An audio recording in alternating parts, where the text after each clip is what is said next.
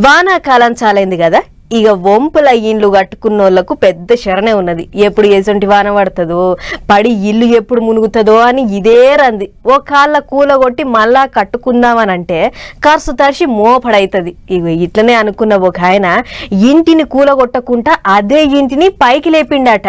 మరి కట్టిన ఇల్లును కూల్చకుండా పైకి ఎట్లా లేపిండు, ఏమిక మధ్య చేసిండు అనంటే, వారేవా కమాల్ ఐడియా అంటే గిట్లుండాలి. కిందికి కట్టిన ఇల్లును జాకీలతో పైకి లేపి 10 లక్షల ఖర్చు మిలిగించుకుర్రు. వనపర్తి జిల్లా ఆత్మకూరు మండలం కానాపురానికి చెందిన రాములంట ఆయన వాళ్ళ ఇంటిని అప్పట్లో జరంత రోడ్డు కిందికి కట్టినాడ.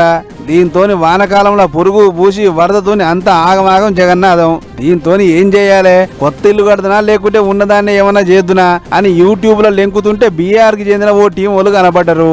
వాళ్ళు జాకీలతోని ఇల్లు పైకి లేపుట తోపులాట. ఇక వాళ్ళకి ఎమ్మటే ఫోన్ కొట్టి మాట ముచ్చట ఎరక చేస్తే సరే అని ఊళ్ళకి వచ్చి ఈ పని పెట్టుకురు వాళ్ళు. చూడు రే, జాకీలతోని ఇల్లు ఎట్లా పైకి లేపిర్రా. మొదలు చుట్టున్న గోడంతా దొలిసి అటెనక జాకీలు పెడతారు.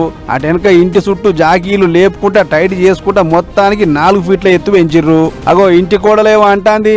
ఎంత వచ్చిందిరా చెల్లె మొత్తం ఖర్చు? దీనికి మాక్సిమం ఒక జాకీల సహాయంతో నిర్మించాలనంటే ఒక 6 నుంచి 7 లక్షల ఖర్చు అవుతుంది. అదే కొత్త ఇంటిని మళ్ళీ మనము నిర్మించాలంటే 15 నుంచి 20 లక్షలు ఖర్చు అవుతుంది.